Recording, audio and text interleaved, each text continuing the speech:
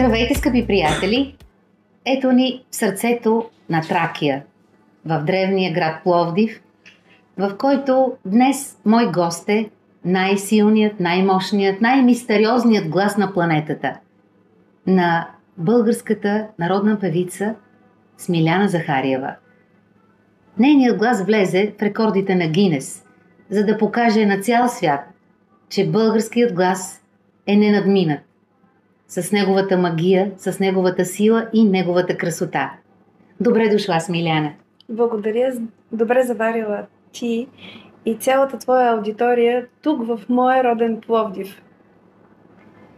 Приятели, знаете ли, че нашият глас е нашето емоционално ДНК.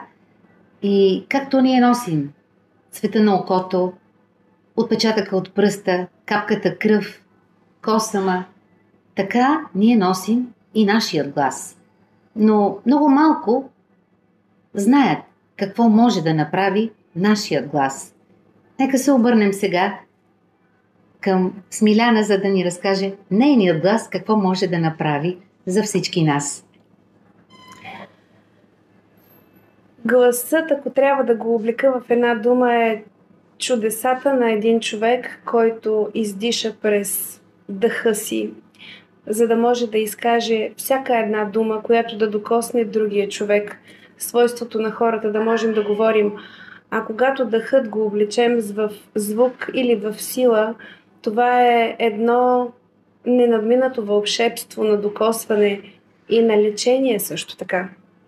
Кога усети за първи път силата и магията на твоя глас? На колко години беше? Винаги съм усещала, винаги съм знаела, че имам предимство на сила. Започнах да пея и да се развивам още на 6. Печелила съм многобройни конкурси, но когато направих един личен творчески стоп от 25 години, се втренчих, забелязах, започнах да наблюдавам силата на гласа, която започна да расте. И затова си направих моя лична игра.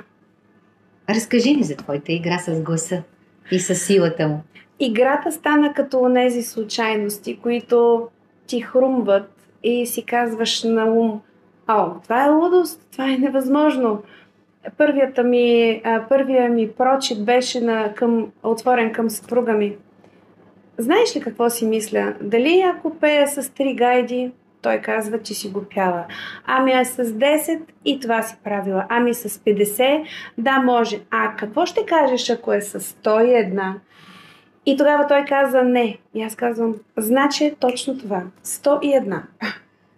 Знаете ли, приятели, само преди 2 дни в хотел Хилтън на срещата с народният лечител и нестинар Ивайло Аянски, аз се потопих в магията на този божествен български глас и чух как гласът на Смиляна се синхронизира с звука на гайдата.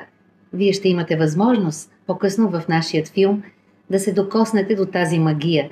Но какво е усещането при теб, когато чуеш звукът на гайдата? Твоят глас ли следва гайдата или гайдата следва твоя глас? Дали сте били в Родопите? Дали сте чували гайда? Дали сте чували приливането на гайда и на глас? Дали сте чували ехото как отговаря на планината? Това нещо беше в срещата ни. Гайда и гласове се сляха в едно. Направиха онези мистични секунди. Музикант съм, затова използвам терминология.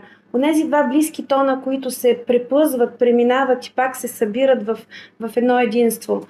Тази магия трябва да се усети, защото тя вибрира по цялото тяло на всеки един човек. Аз съм правила такива проби в чужбина. Беше уникално. Нямаше човек, който да не усети тръпки, онези животворящи тръпки в тялото си. Смиляна, аз знае, че ти си правила и експерименти в тракийски светилища тук в България.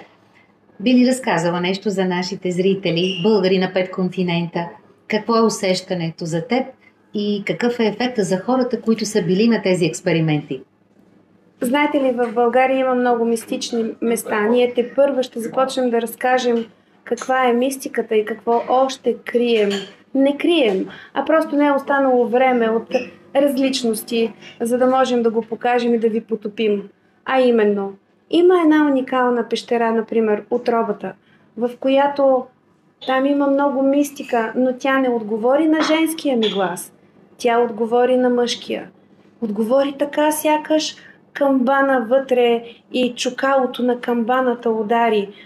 Уникален експеримент. Пък след това бях в един тракийски храм на Старосел. Там има един енергиен сноп, уникален енергиен сноп, който всъщност само дъхът ти се увеличава 10 пъти и твоя дъх може да стане един уникален лечебно свойство. В тази посока съм тръгнала да се развивам. Невероятно е, защото запознатите с тракийските мистерии разказват, че някога преди хиляди години по нашите земи, тук в Родопите, където е роден великият Орфей, хората са се свързвали с божествената енергия именно чрез своя глас в тракийските светилища, отправяйки своята песен към купола на светилището. Какво знаеш ти за Орфей? Какво усещаш от неговите мистерии, когато пееш, когато се разхождаш из Родопите, когато сънуваш? Толкова много въпроси ми зададе. Толкова огромен букет от отговор ми излезнаха в ума. Когато бродя по родното место на баща ми, където е село Петково в Родопите, там са местата, където Орфей е изсипал с огромна кошница цветя цветове от звук. Казвам цветове, защото множество хора имат необикновеното качество да виждат звук в пространството или да обличат цветове в звука. Какво усещам като Орфей? Какво е усещането да пееш? Това е една уникална възможност на освобождаване, на един полет, който наистина трябва да пробвате. Няма човек, който да не може да пее. Приятели, чухте ли? Няма човек, който да не може да пее. Така е. И това, което винаги казвам, когато сме заедно, дори само по радио Татковина, радио на българите по света, с нашата рубрика "Ако искаш, можеш", че всички вие, където и да се намирате на 5 континента по света, вие българите носите красотата и мистерията на българския глас. На тази сила, която никой друг никъде по света я няма. И ето тук е момента да направя връзката между метода Дио, метода, който създадах преди 10 години за цветовете на гласа, когато ние говорим. Ето къде е онази златна нишка в нашото ДНК, там, където Орфей е завещал на всеки един от нас от своята мистерия. Да, точно така. Във вашия глас. Независимо на какъв език говорите. Защото когато ние говорим и предаваме емоции, емоциите няма значение на какъв глас ги изразяваме. Радостта е радост, любовта е любов, гнева е гняв. Но какво ще каже тогава Смиляна за емоциите, които пресъздава в нейните песни? Дали е отработено или не е отработено това качество, винаги да си наясно, че излизаш пред хора, независимо дали те боли глава, дали имаш друго различно настроение, ти излизаш на сцена и трябва да разкажеш на тези слушатели онова, което трябва да ги докосне душата им. И дори и някой път човек да не се чувства в комфорта си, когато запее или слуша онова, което подсказват Родопите, то възтържествува в теб. То те кара да настръхнеш. То те кара да чуеш замръзналото качество, замръзналата емоция, която си я накарала да замръзне. Аз разбрах, че ти си занимаваш и с музикотерапия. Да. И Да, това е една култура и едно течение в терапията от дълги години. Но как човек като теб може да лекува със своя глас и със своята песен е интересно не само за мен и за нашите слушатели. Би ли ни разказал малко повече? Провеждам различни видове сесии, които са индивидуални, които са групови. Като че ли онази интуитивност в момента, в който на 18 юни 2019 година получих заветното съгласие и одобрение на Гинес, че да, твоя рекорд е световен рекорд за най-мощен глас на планетата, тогава в мен нахлуха толкова еднакви послания, които ги изразих в социалните мрежи, и тогава заявих, че тази сила и този глас ще използвам за хората и за лечение. И сега ще ви отворя как. Разбрах, че тези огромни 113,8 децибела от 2 метра и половина до източника с 143,8 децибела. Това е свръх огромно количество вибрация и мощ и сила, сравняваща се на свръх звуков самолет.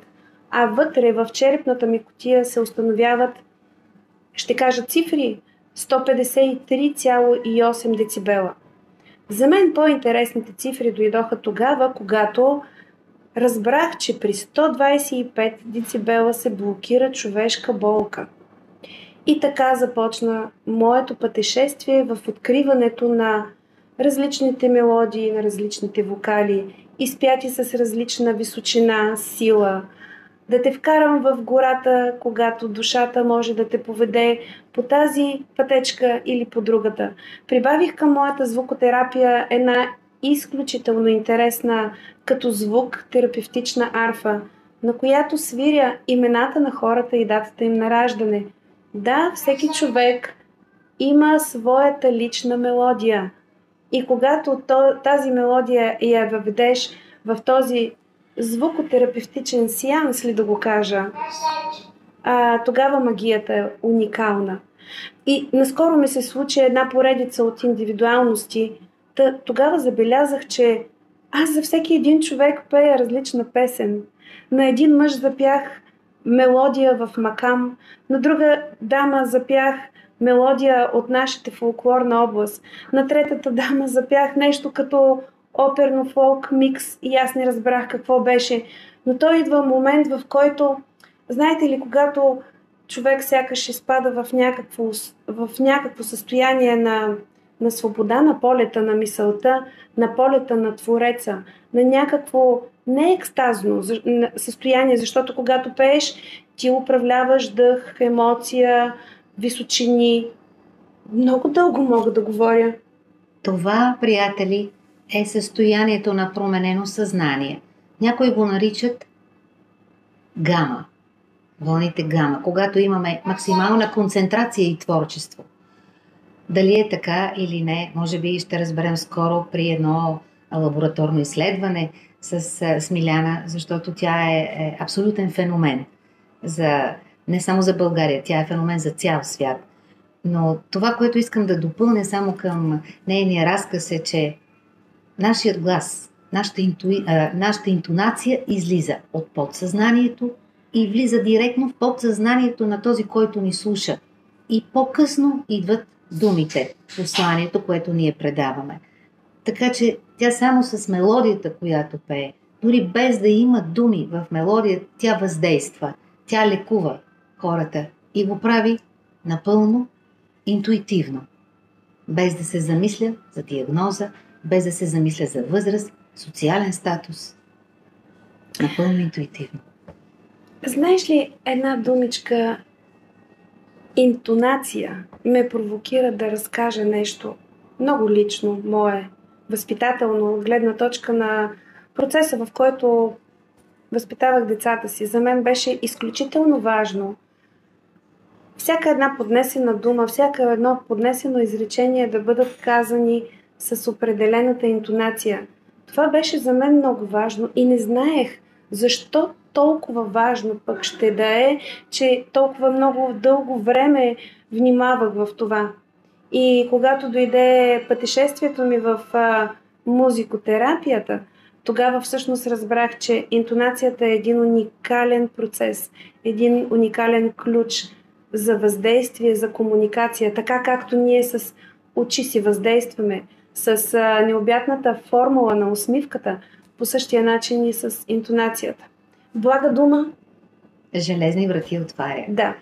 И, приятели, не обичам винаги да казвам, но тук е момента да го напомня, че една от моите професии е и хипнозата, хипнотерапията. И точно там, преди години ни учиха, че гласът достига до най-дълбоките нива на нашето подсъзнание. Защото когато човек е под хипноза, той не вижда, отпуснат е, не се движи, но гласът, който го води на хипнотерапевта, въздейства на много дълбоко ниво. Помислете си как въздейства гласът на Смиляна, когато го слушате. Когато ние бяхме преди 2 вечери на срещата в хотел Хилтън с Иво Аянски и те двамата запяха с Смиляна, знаете ли, че публиката настръхна? Знаете ли, че публиката се просълзи? И след това дълго не искаше да си тръгва, защото вибрацията от нейния глас, от гласа на Иво Аянски, попиха вътре в нас, попиха в душите ни и ни накараха да си спомниме неща, които ние не знаехме. Неща, които никой не ни е разказвал. Там някъде, на границата с отвъдното. Защото в края на срещата, знаете ли какво ни пожелаха? Тракийско безсмъртие. Защото книгата на мъртвите, която сега четем в Египет, малко от вас знаят, че е препис от книгата на мъртвите, на траките. Но това е друга тема. Нека сега да продължим в магията на гласа и да попитаме, Смиляна, къде могат да те намерят хората? Как могат да те намерят, когато искат да получат изцеление от твоя глас? Гледат ни българи от 5 континента на света. Какъв е начинът? Аз участвам навсякъде. Участвам и среща с деца от училища и градини. Имам хиляди покани от различни места за най-различни видове семинари или звукотерапевтични сесии, или пък им разказвам тайните, които се крият в тяхното име с музикален анализ на музикалните интервали, които се сключват в междубуквените пространства. Имам си моя лична арт страничка, където правя бижута от музика. Това е прекрасно. Разкажи ни повече за бижутата от музика. Тъй като един от въпросите ти беше така много дълъг, широко и аз намерих толкова много отговори чрез сънища, където всъщност е една моя територия, от която получавам невероятни срещи в различни епохи с различни хора. Едната ми среща беше с Питагор, другата ми среща беше с Петър Дънов, третата ми среща беше с академик Владимир Бехтерев. Чудих се. Как, защо, какво нареждам всичко в тази динамика на тези 2 месеца и от тези срещи. И накрая съумях да подредя всяка една буква върху петолинието. И когато срещу мен стои името Мария, името Елисавета, Елена или имената на хората, аз всъщност, подреждайки буквите върху петолинието, получавам тяхната лична мелодия. Всеки един тон има свой цвят. И в зависимост от чергата, която са изплели вътре в имената им, разказвам какви са техните характеристики, как гледат към света или какво имат още да учат, или къде са им ключовете, за да може онова подпиране на стената да се отхлупи и да тръгнат напред, кое е тяхното решение. Да отидат на разходка, да го разкажат, да помислят за някой въображаем свят или цвят. В тази моя трилогия, освен музикално орисване с музикален код, където да отвържем и да отключим секундите, добавих тази лична мелодия, която свиря с моята вълшебна арфа. Защо ли пък измислих и арфа? Не знам. И от тази последната част на трилогията е вълшебството на онова качество, обонянието, което никога не заспива. И сътворих един уникален аромат, който за да е в алфа-делта пространството, където да активирате вашите вълшебни сънища, където е вашия избор и извор на нови усещания, нови идеи, нови пътешествия, ново качество, нов заряд. С какъв сън се събудих днес? Много прекрасен беше. И този заряд ще го оставя като дължината в деня, да се сещам непрекъснато за него. Ето това е още един нов подход, нов начин. Скъпи приятели, аз мога да слушам още 3 дена и 3 нощи. Не знам за вас. Но докато слушах последните думи на Смиляна, си спомних, че ние българите не сме само най-интелигентната нация в света, но ние сме и най-духовната нация в света. И че това, което умее да прави и твори Смиляна със своя глас и със своята душевност, всъщност отваря за всеки един от нас прозореца към нашата духовна интелигентност.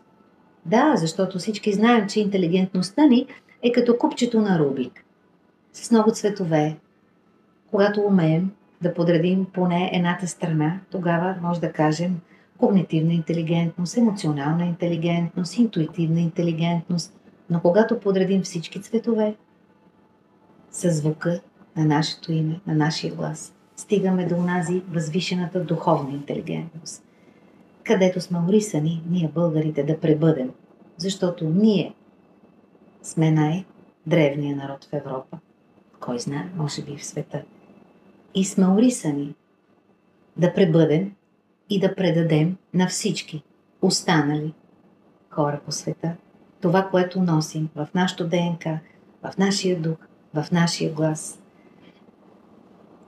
Какво искаш да кажеш за довиждане на нашите приятели, които ни гледат? Аз мога да кажа много неща. Това, което се сещам, беше едно интервю на Корриера де ла Сера. И там известният фонолог Франко Фуси каза следното изречение. Там има една неогледана и недобре разбрана мистика, която държат източните жени. Жените с онези големи гласове. Защото ние, ако се огледаме, все гласове ще намерим. Големите български, мистичните гласове, космическите гласове. Гласът полетя в космоса. Гласът, родопския глас, отиде на първо световно място в Гинес, направи една друга обиколка, един друг прочит. Ще поговорим и за оперните певци.